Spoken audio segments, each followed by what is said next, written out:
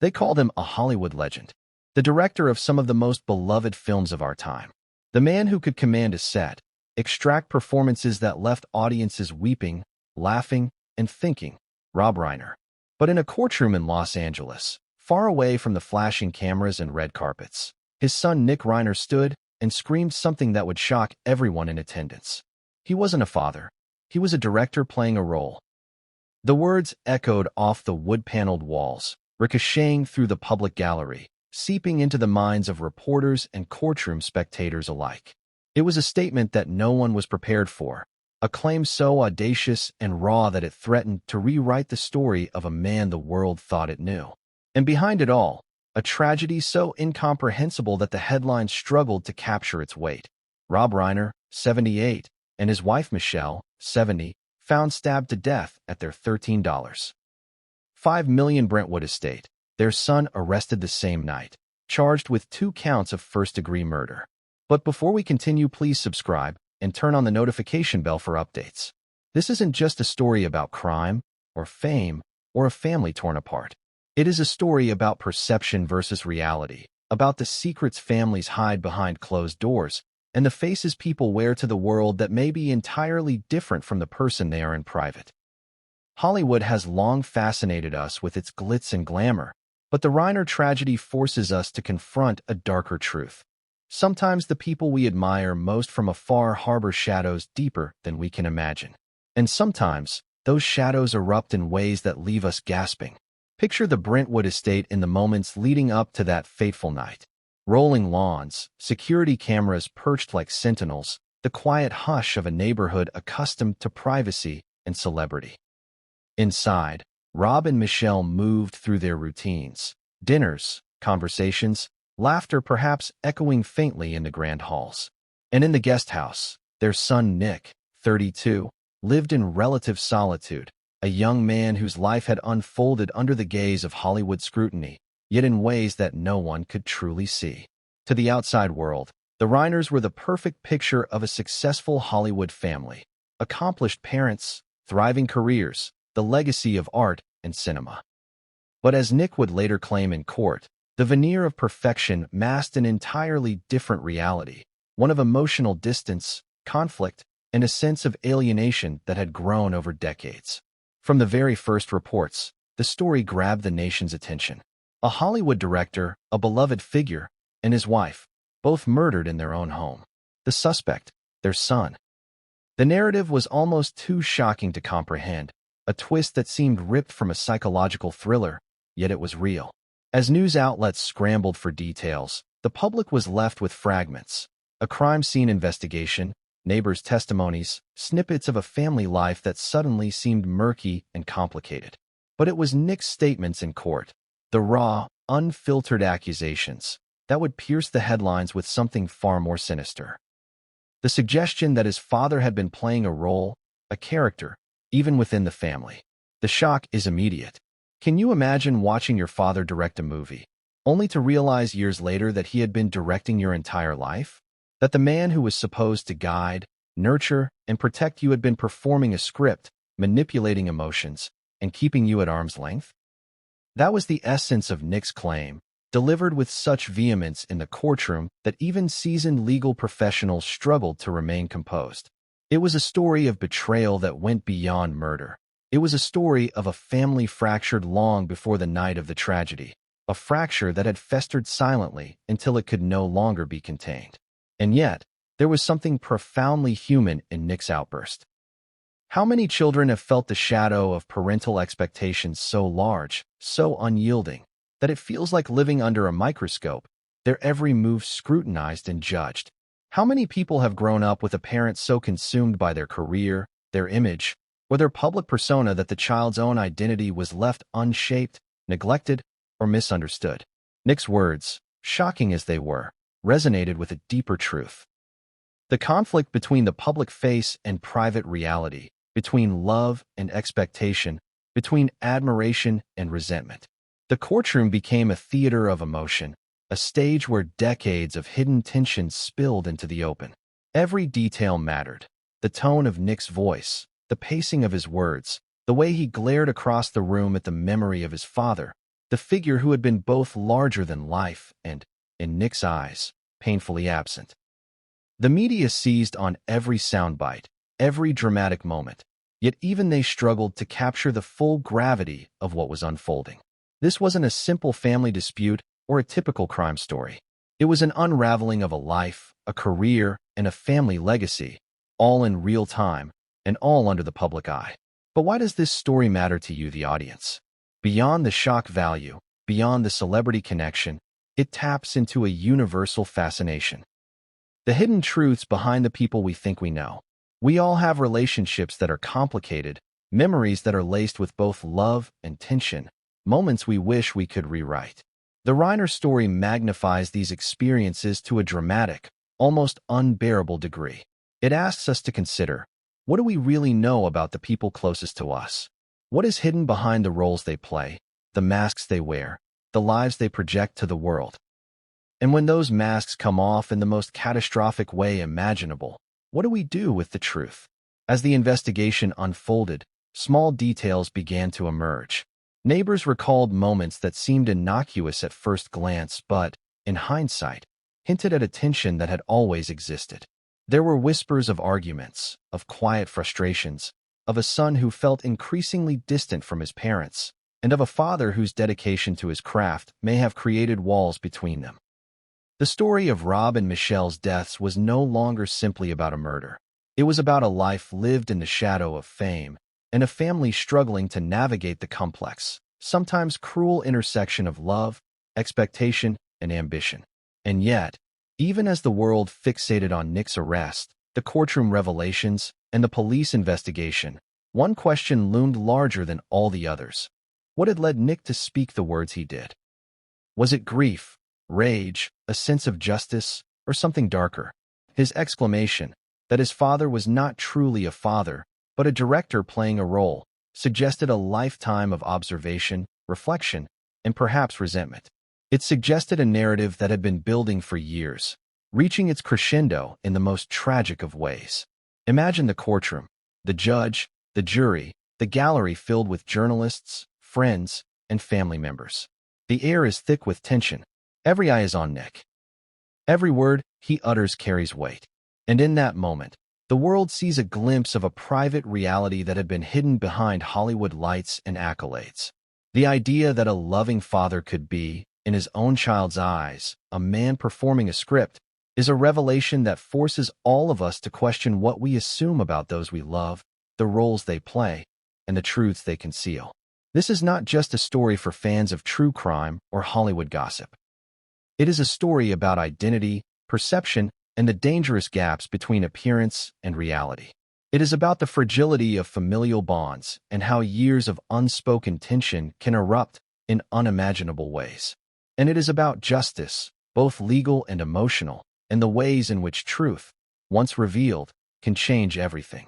So, as we dive into the details of the Reiner family tragedy, prepare yourself for a journey into a world where fame, power, love, and resentment collide.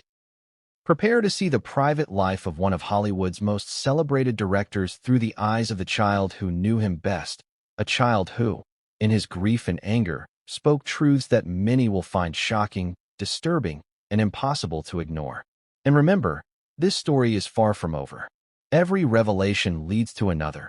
Every secret uncovered raises more questions, and every moment in court brings us closer to understanding. But also closer to realizing that the full truth may be more complex and more tragic than we ever imagined. They appeared to the world as the perfect Hollywood family. Rob Reiner, a revered director whose films shaped generations, and Michelle Reiner, his elegant, poised wife, the quiet force behind the man who commanded cameras, actors, and the attention of millions. From the outside, the Reiner's life seemed almost unreal. Luxurious estates, glittering parties, and connections to the highest echelons of Hollywood. But behind the gates of their Brentwood mansion, behind the polished smiles and media snapshots, there was a different story, one that few could have imagined, and one that Nick Reiner would later reveal in court with a rawness that stunned everyone who heard him.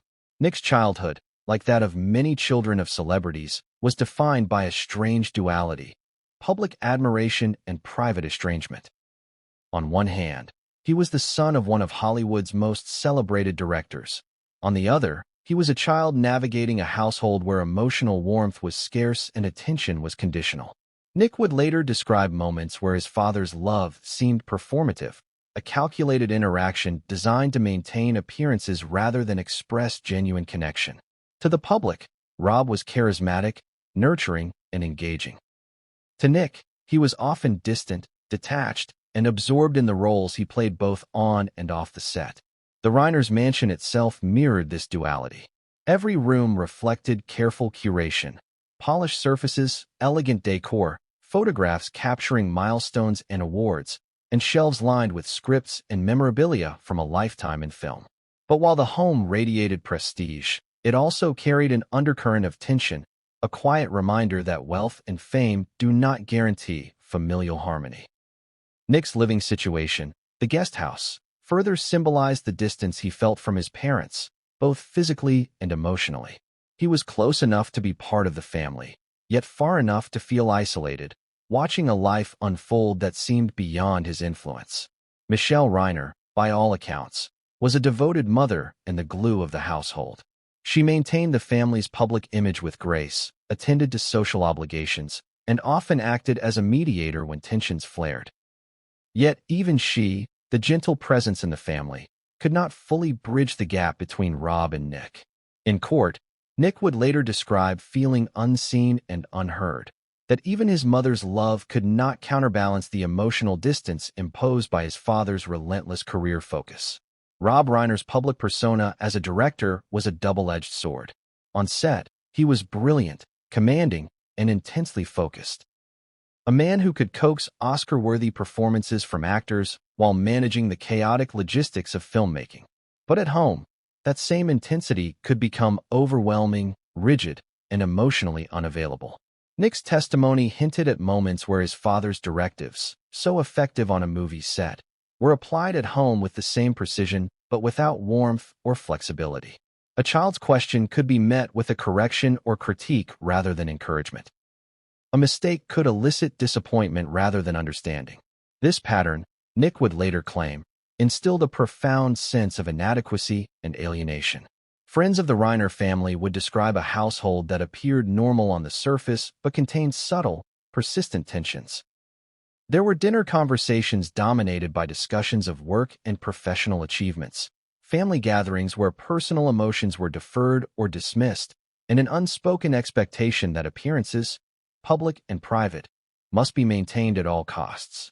For Nick, these experiences created a complex emotional landscape: admiration for his father's talent, resentment for his emotional absence, and confusion over the line between love and performance.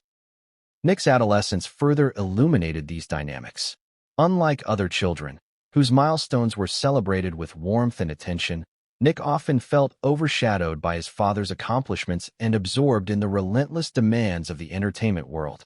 Success in school, personal achievements, or creative endeavors could feel insignificant in comparison to the omnipresent weight of Rob Reiner's career and expectations. In court, Nick's recollections conveyed not anger alone but a deep-seated longing for recognition, validation, and unconditional love, things he perceived as perpetually withheld. One recurring theme in Nick's testimony was the sense of performance within the family itself. He claimed that Rob approached parenting as if directing a scene, evaluating every gesture, tone, and response. Love, affection, and approval were conditional, given only when expectations were met or roles were performed correctly. This framework, Nick argued, left him perpetually insecure, constantly measuring himself against a standard that was unattainable not because he lacked talent or character, but because the standard itself was performative, shifting, and emotionally manipulative. Michelle's role was both stabilizing and tragic. She tried to provide warmth, understanding, and protection, yet even her interventions could not fully mitigate the impact of a father who viewed family interactions through the lens of control and performance. Nick's descriptions of his mother painted her as a loving figure caught in an impossible position. A partner committed to a man who demanded perfection, a parent attempting to shield her child from emotional neglect. and a person navigating her grief and exhaustion quietly, often in private. Nick's teenage years also reveal a pattern of internalized frustration. He began withdrawing, spending more time in his guest house, seeking solitude in spaces physically and emotionally distant from his parents. This self-imposed isolation may have been a survival mechanism, a way to cope with the constant pressure and emotional unpredictability of the household. Yet the isolation also deepened his sense of alienation, reinforcing the narrative that his father's love was conditional, performative, and ultimately insufficient. By the time Nick reached adulthood, the emotional patterns established in childhood had solidified. He carried with him a complex mix of admiration, resentment, and longing. A triad that would eventually erupt in a courtroom declaration that would shock the public. He described an ongoing struggle to reconcile his love for his father with the reality of a relationship that often felt transactional and emotionally distant. These dynamics, he would argue, were not the result of a single moment or misunderstanding, but of decades of emotional neglect and performative parenting. The broader context of Hollywood also played a role in shaping this family dynamic. The Reiners were constantly in the public eye, their personal lives scrutinized, their actions magnified by fame. The pressures of maintaining a public image, successful, happy, composed, could conflict sharply with the private reality of family life. For Nick, these pressures added a layer of complexity to his already strained relationship with his father. The expectations were not only emotional but performative. He had to navigate both his father's standards and the unspoken demands of public perception. It was against this backdrop of high expectations, emotional distance, and private tension that the tragedy would eventually unfold. Understanding the Reiners behind closed doors provides crucial context for the events that followed. It allows us to see beyond the sensational headlines and recognize the human complexities at the heart of this story. A child yearning for love and recognition, a father driven by ambition and artistry, and a mother striving to maintain peace in a household fraught with unspoken conflict. As we continue, we will explore the night that changed everything, the night that shattered the veneer of wealth, fame, and family unity. The events leading up to the murders, the immediate aftermath, and the shocking courtroom revelations all stem from the dynamics established in these early years. The Reiner family's private life, marked by love, tension, and unspoken conflict, set the stage for a tragedy that the world would watch unfold in disbelief. It was supposed to be an ordinary evening in Brentwood, the kind of night where luxury and calm intersect, where the streets are quiet, the trees sway gently in the California breeze, and the only sounds are the distant hum of traffic and the occasional chirp of nocturnal wildlife. But ordinary evenings can hide extraordinary darkness, and for the Reiner family, that night would become the fulcrum on which their entire story pivoted. By the end of it, Rob and Michelle Reiner would be dead, their son Nick arrested, and the world left struggling to comprehend how a family that appeared so perfect could unravel in such a horrifying way. The Brentwood estate was impressive, even by Hollywood standards. Expansive lawns, manicured gardens, and multiple buildings, including the main house and a guest house where Nick lived. Security cameras lined the perimeter, silent witnesses to what would unfold. Inside, the family's day had likely followed familiar patterns. Rob, 78, and Michelle, 70, may have gone through dinner routines, attended to personal tasks, or relaxed in their respective spaces. In the guest house, Nick, 32, existed somewhat apart, physically separated but never fully removed from the family dynamic, the tension that had been building for decades ever present in his mind. Neighbors would later report nothing unusual that night. The facade of tranquility remained, an illusion shielding the storm that was about to erupt. But the calm was misleading. Behind closed doors, years of tension, unresolved conflicts, and unspoken resentments were converging in a way that no one could have predicted. And in the final hours before the tragedy, the veneer of domestic life would crumble, leaving only the raw, painful reality beneath. The first indications of disturbance were subtle, almost imperceptible. Perhaps a raised voice, a slammed door, or the nervous pacing of a young man grappling with a lifetime of emotional turmoil. These small signs, easy to dismiss in isolation, were part of a larger pattern that had been developing over years.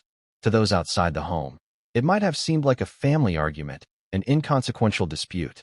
But in hindsight, every small incident was a precursor to the catastrophic events that would soon occur.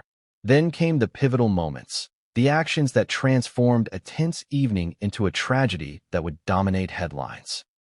Nick, as the police would later report, left the guest house and entered the main house. The reasons for his movement, the motivations behind his actions, are central to understanding the horror of that night. Witnesses would struggle to piece together the sequence of events, and even forensic evidence could only tell part of the story. But what is clear is that within the walls of the Reiner estate, the dynamic that had been simmering for decades erupted in the most violent and irreversible way imaginable. Rob and Michelle were found stabbed to death, a scene that would stun investigators and the public alike. The details of the crime, while harrowing, are only part of the story. The emotional context, the familial history, the patterns of neglect and resentment, the feelings of alienation and misunderstanding, provides the framework for understanding how such a tragedy could occur. It was not merely an act of violence. It was the culmination of years of psychological tension and unresolved conflict. When law enforcement arrived, the scene was chaotic, a mixture of physical evidence and emotional shock. Nick was found on the property, and the decision to arrest him was swift. The fact that the suspect was the son of the victims added layers of complexity and public fascination. Media outlets immediately began reporting the story, highlighting the stark contrast between the glamorous public image of the Reiners and the grim reality that had unfolded in their home. The arrest alone was enough to send shockwaves through Hollywood and the wider public, but it was what came next in court that would truly redefine the narrative. The night of the tragedy was a turning point not only for the family, but for the public's understanding of what it meant to be close to someone, yet feel profoundly distant. Nick's testimony, which would come months later, revealed the depth of his emotional estrangement, painting a picture of a father who was often absent in all but presence, a man whose love was conditional and whose attention was reserved for achievements rather than needs. In court, he described experiences from that night and others, illustrating the cumulative effect of emotional neglect and the ways in which familial bonds can be strained to the breaking point. For those watching the story unfold, the contrast between expectation and reality was jarring. The Reiners had lived lives of prestige and recognition, yet their private world was marked by conflict and misunderstanding. Neighbors, friends, and colleagues struggled to reconcile the image of a beloved director and his accomplished wife with the brutal reality of their deaths. The narrative forced a reckoning. Even the most outwardly perfect families can harbor darkness, and appearances can be dangerously deceptive. The details of the night itself remain partly obscured, but investigators reconstructed the sequence based on forensic evidence and Nick's own statements. Each movement, each decision, each confrontation is a thread in the tapestry of tragedy. And while the law would focus on proving guilt or innocence, the human story behind the crime invites a deeper exploration. How decades of unspoken emotion, performance, and expectation can culminate in irreversible violence. What is particularly striking about that night is the intersection of personal history and immediate action. The Reiner family dynamic, the conditional love, the performative parenting, the unresolved conflicts, created a pressure cooker environment. When the evening's events erupted, they did so with a force that left no room for reconciliation, no opportunity for understanding. Only the stark aftermath of loss and legal proceedings. From a narrative perspective, the night of the murders functions as both climax and inciting incident. It is the event around which the entire story revolves, the pivot point that transforms a family tragedy into a story of national fascination. Yet, even as we focus on the details of that evening, it is crucial to remember that it did not exist in isolation. Every action taken, every emotion expressed, and every relationship dynamic leading up to that moment was part of the build-up. Understanding the night fully requires understanding the years that preceded it, the childhood experiences, the emotional distance, the unmet needs, and the accumulation of resentment and longing. Nick's arrest on that night marked the beginning of a public reckoning. It was a moment that combined shock, disbelief, and morbid curiosity. How could a son commit such acts against the parents who had given him life, and who had contributed so much to the world? And yet, as the investigation unfolded and court proceedings began, it became increasingly clear that the surface story, the immediate horror of the murders, was only part of a much deeper and more complicated narrative. The night of the tragedy also highlighted the tension between private reality and public perception. Rob Reiner, known for directing some of Hollywood's most beloved films, was a public figure whose life had been largely visible, yet whose personal relationships remained hidden in plain sight. The gap between what the public sees and what occurs behind closed doors is often vast, and in this case, it was lethal. The murders forced a collision between fame, family, and legal scrutiny, a collision that would dominate media coverage and public discussion for months to come. Even as police collected evidence and statements, the emotional reverberations of the night continued. Friends, neighbors, and colleagues were left grappling with disbelief. How could this happen in a home that seemed idyllic? How could a family so steeped in success, culture, and social grace be shattered so completely in a matter of hours? These questions remain central to understanding the Reiner tragedy, and they provide context for the explosive revelations that would emerge in the courtroom, as Nick would finally articulate the emotional truths he had carried for decades. And while the physical events of that night, the murders themselves, were tragic, the psychological dimension is equally important. It is one thing to describe the act. It is another to understand the emotional, relational, and historical currents that made it possible. Nick's outburst in court, accusing his father of being a director playing a role, was not merely rhetoric. It was a culmination of years of observation, reflection, and emotional accumulation, all converging in a single, devastating narrative moment. As we continue to explore this story, the night of the murders functions as a bridge. It is both an end and a beginning. The end of Rob and Michelle's lives, the beginning of Nick's public revelations, and the starting point for a journey into the complexities of family, fame, and psychological trauma. Understanding that night is essential to understanding everything that followed, from the courtroom drama to the media frenzy, and ultimately to the questions that will haunt anyone who witnesses this story unfold. How well can we truly know the people we love? And what happens when decades of hidden tension explode in ways we cannot anticipate? The world awoke the next morning to headlines that seemed ripped from a nightmare no one wanted to read. Rob Reiner and wife Michelle found dead, son arrested. For a moment, it was almost surreal. Two of Hollywood's most recognizable figures murdered in their own home, and the suspect was their own flesh and blood. The news spread like wildfire across television screens, social media feeds, and newspapers, leaving fans, colleagues, and casual observers alike in stunned disbelief. How could a man who had shaped Hollywood history, a father and husband known for warmth and public appearances, meet such a violent end at the hands of his own son? And how could Nick Reiner, living quietly in the guest house, become the epicenter of this family tragedy? The initial police response set the tone for the media frenzy that would follow. Officers arrived at the Brentwood estate within minutes of the emergency call. The scene was chaotic, yet eerily contained within the sprawling mansion. Rob and Michelle were found inside the main house, their bodies bearing the marks of brutal violence.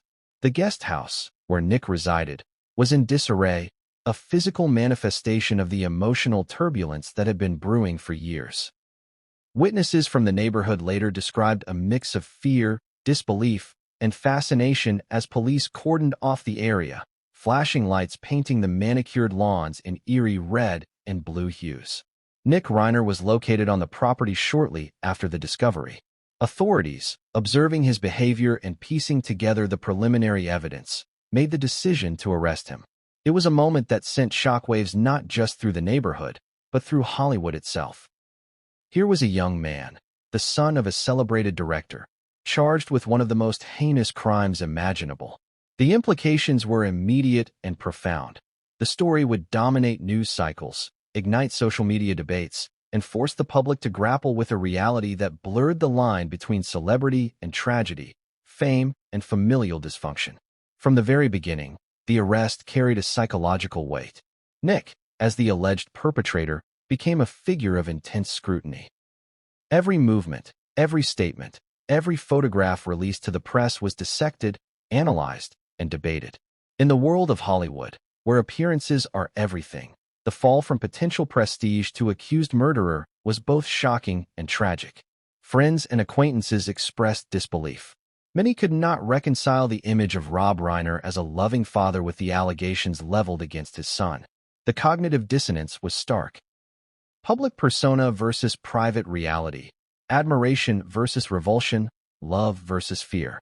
Media outlets quickly began reporting the details of the arrest, emphasizing both the gruesome nature of the crime and the implausibility of the scenario.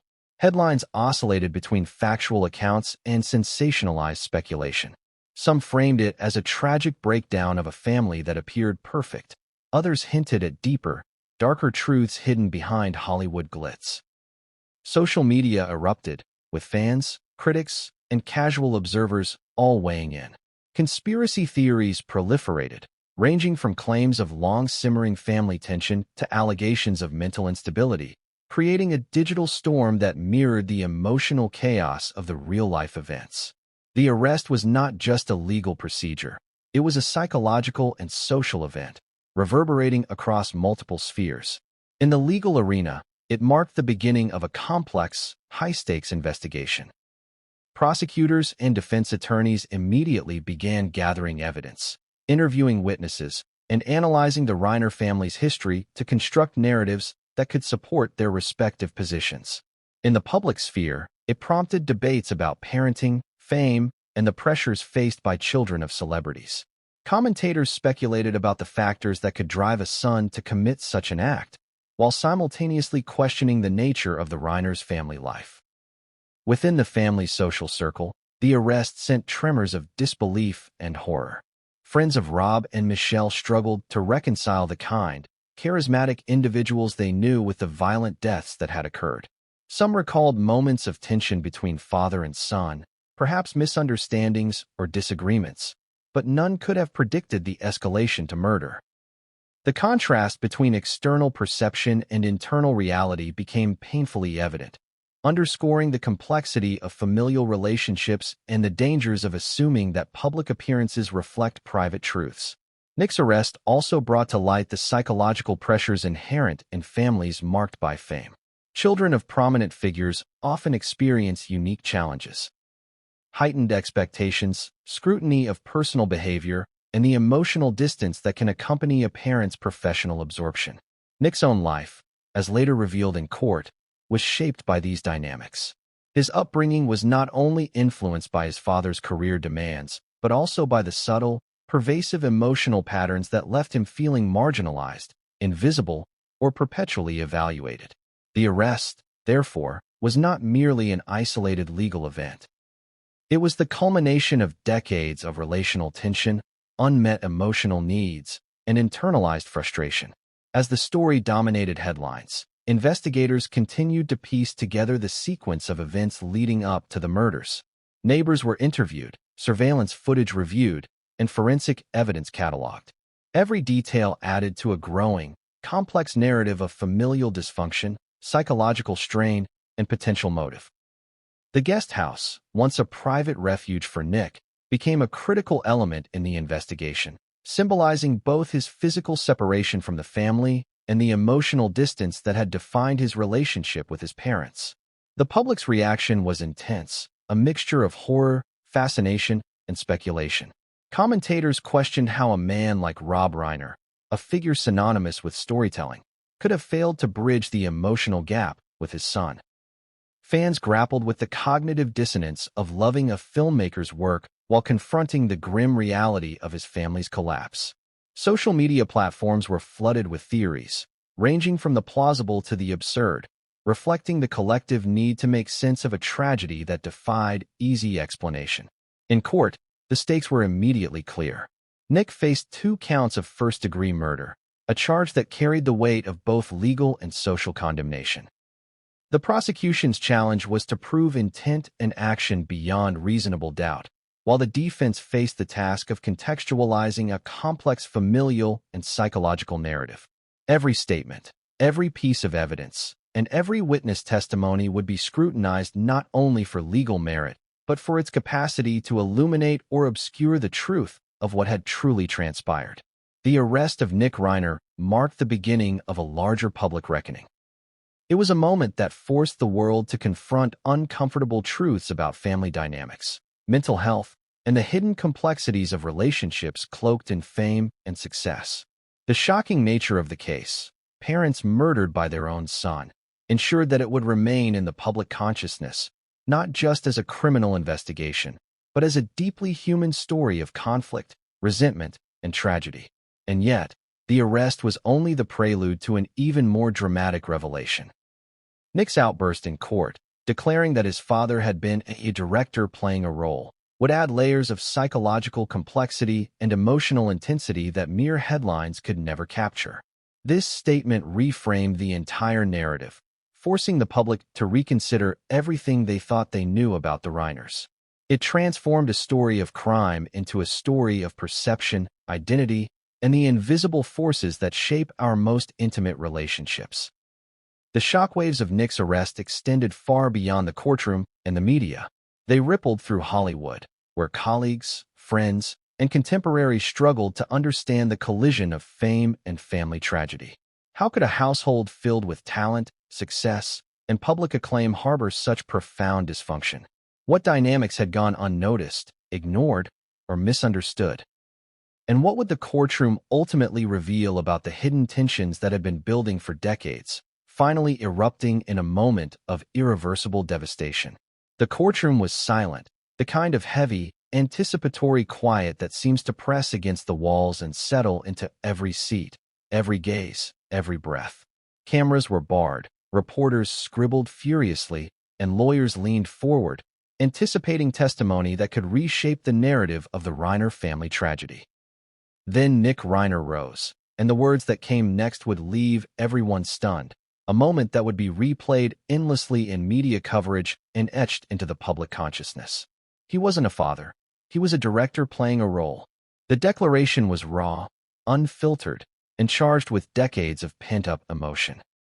In that single line, Nick captured not only his perception of Rob Reiner, but also the complexity of their relationship, the tension, the alienation, and the sense of betrayal that had been building for years. The courtroom, filled with observers who had followed the case with a mixture of fascination and horror, froze. Even the judge, accustomed to high-stakes testimony and dramatic statements, had to pause for a moment, letting the weight of the words settle. Nick's outburst was more than a sensational soundbite. It was a psychological revelation.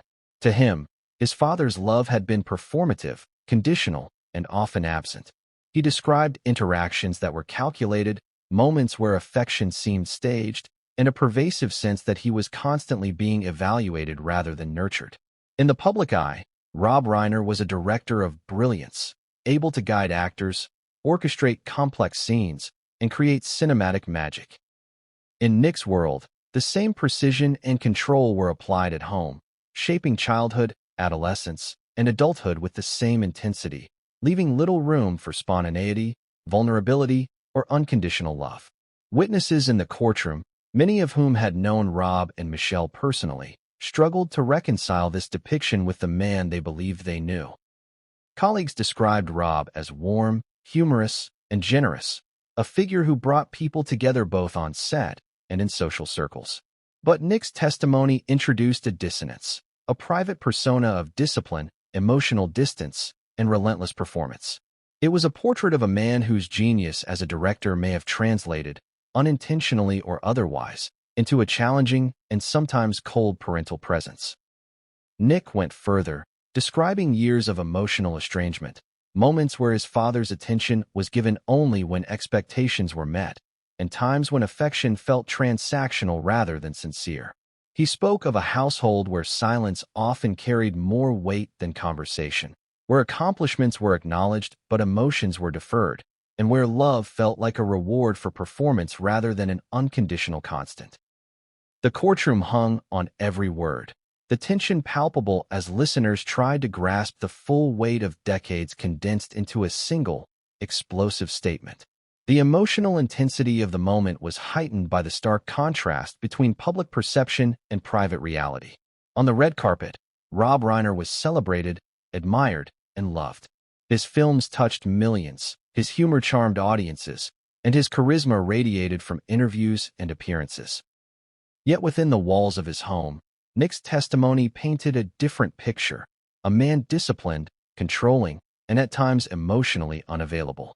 The juxtaposition between the man the world adored and the man the son experienced added a layer of complexity that captivated observers, challenging assumptions about fame, family, and the nature of parental love. Throughout his testimony, Nick wove together anecdotes that revealed both humor and pain, highlighting contradictions that made the narrative even more compelling. He described moments where his father's intense focus on perfection in filmmaking mirrored interactions at home, moments where praise was given grudgingly or withheld until expectations were met, and times when his father's attention was redirected toward work rather than family. These stories, while personal, illuminated universal themes: the challenges of parenting, the balance between career and family, and the consequences of emotional neglect over time. Direct audience questions in the narrative of this testimony emerge naturally. How do we reconcile the public personas of people we admire with their private actions? Can brilliance in one sphere excuse emotional shortcomings in another? And what happens when unresolved tension, isolation, and emotional estrangement culminate in acts that shock the world? These are the questions that Nick's courtroom statements force both the legal participants and the public to confront. Observers noted the pacing, tone, and intensity of Nick's delivery. Short, punchy lines, fragments of accusation and insight, interspersed with longer, reflective recollections of childhood and adolescence, created a rhythm that pulled listeners in, compelling them to engage emotionally as well as cognitively. The impact was magnified by the courtroom environment itself. The judge's solemnity, the jury's attentiveness, and the gallery's hushed whispers all contributed to a tension that seemed almost cinematic, echoing the very medium in which Rob Reiner had spent his life. Yet, despite the intensity, there were moments of contradiction, complexity, and nuance. Nick did not frame his father's actions in simple terms of malice. Rather, he conveyed confusion, frustration, and longing. He acknowledged moments of care, of humor, of attention, yet these were overshadowed by patterns of emotional absence or conditional approval. This layered portrayal created a narrative tension that made the testimony compelling, believable, and tragically human. It was not a caricature of a tyrannical father, but a deeply conflicted and emotionally charged account of a complex relationship. As the courtroom drama unfolded, media outlets reported the statements in real time, emphasizing the shock value while often simplifying the nuanced reality of the family dynamic. Social media exploded, with commentators dissecting Nick's words, debating their truth, and speculating about the psychological forces at play. The public's fascination was immediate. Here was a story of Hollywood, fame, family, and tragedy intertwined, with a son publicly challenging the legacy of a celebrated director. Experts in psychology and family dynamics would later analyze the testimony, noting patterns consistent with emotional neglect, conditional love, and the psychological impact of growing up with a parent whose primary focus was achievement and public image. Nick's outburst was not just a personal grievance. It was an articulation of long-term psychological pressure, a glimpse into the ways in which familial roles, expectations, and unspoken rules can shape a person's inner life. Perhaps the most striking aspect of the courtroom scene was the silence that followed Nick's declaration. For a moment, the room seemed to hold its collective breath, absorbing the weight of what had been said. He wasn't a father. He was a director playing a role. A phrase simple in structure, yet devastating in implication. It reframed the entire narrative, forcing all who heard it to reconsider their assumptions about Rob Reiner, about the Reiner family, and about the hidden dimensions of every family in which performance may replace authenticity. Nick's testimony did more than shock, it demanded reflection. The audience, both in the courtroom and beyond, was compelled to grapple with uncomfortable truths about the duality of human behavior. The person we see versus the person we know, the parent we admire versus the parent we experience, and the long-term impact of emotional distance on a child. The revelation transcended celebrity scandal and entered the realm of universal human concern, highlighting the ways in which love, neglect, and expectation intersect to shape lives in profound ways. The courtroom outburst set the stage for the rest of the trial. It was a turning point, a moment that transformed the legal proceedings from a case of crime to a complex exploration of family, psychology, and hidden truths. Every subsequent testimony, piece of evidence, and legal argument would be contextualized by Nick's statement, and every observer, juror, journalist, or viewer would be forced to confront the dual realities of public perception and private experience. And just as the courtroom held its breath, so too did the world outside. The statement became the focal point for discussions about parenting, fame, and familial obligation. It was dissected, debated, and analyzed across news outlets, social media platforms, and living rooms nationwide. The story of a son challenging the legacy of a father, of love entangled with performance, captured imaginations and stirred emotions in ways few narratives could. To understand Nick's shocking courtroom declaration, we have to step back and examine Rob Reiner. Not the public icon celebrated on screen, but the man behind the curtain, the father in the eyes of his son. Rob Reiner, known for masterpieces like When Harry Met Sally, A Few Good Men, and The Princess Bride, had the ability to orchestrate complex scenes, extract unforgettable performances, and manipulate emotions on a cinematic scale. On set, he was a director who demanded precision, who observed every movement, every pause, every inflection. But what happens when the techniques and discipline that make someone brilliant in film bleed into family life? When directing becomes a way of relating to your child rather than nurturing them? Nick Reiner's court testimony suggested that this is exactly what occurred.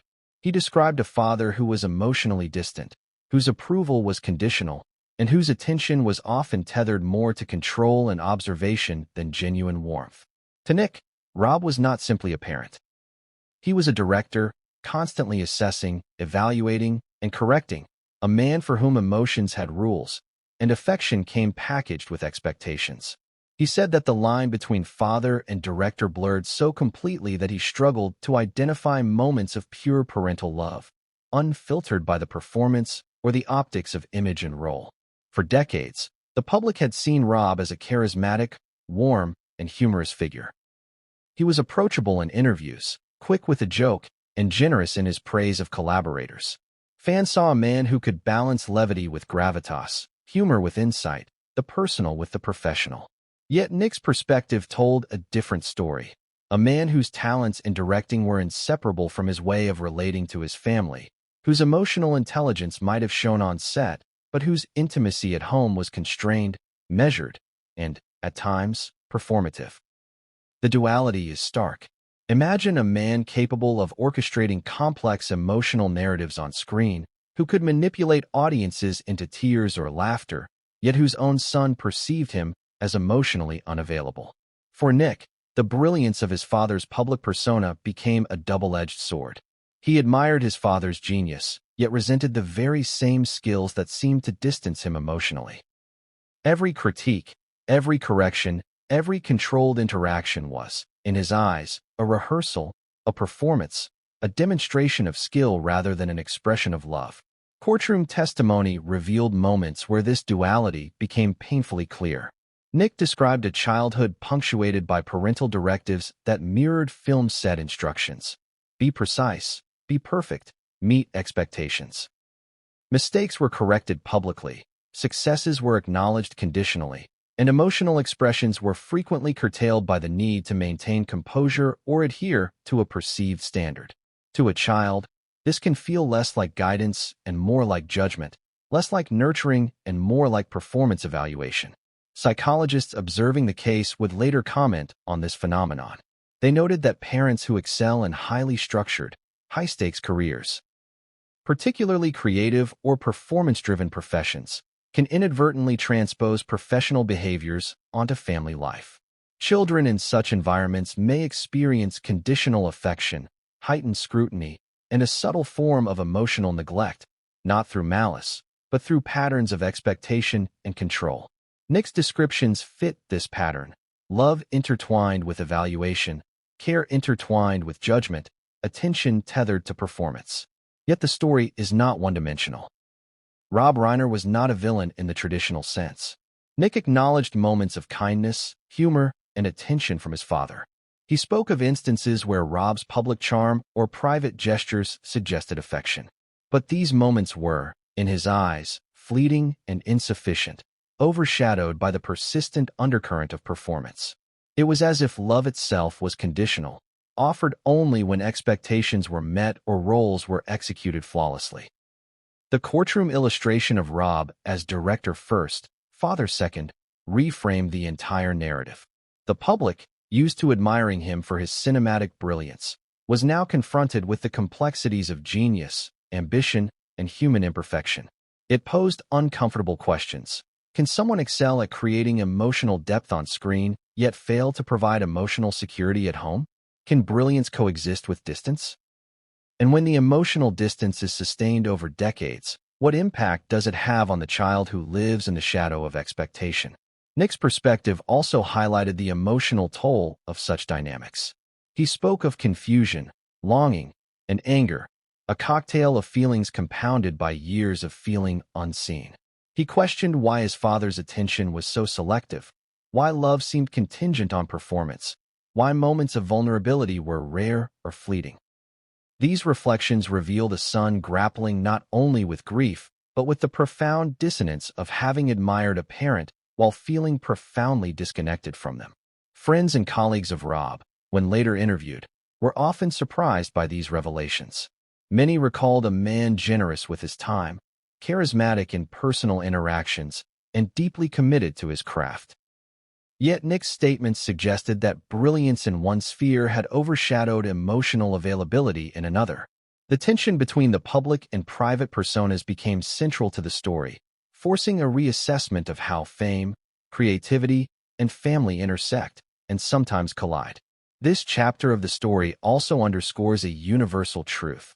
Parenting is complex, and even the most talented, well-intentioned parents can leave emotional gaps in their children's lives. The Reiner family tragedy is an extreme example, but it echoes the experiences of many who struggle with parental distance, conditional affection, or unmet emotional needs. Nick's courtroom declaration crystallized decades of frustration into a single, unforgettable line, shining a harsh light on the consequences of emotional performance replacing authentic connection.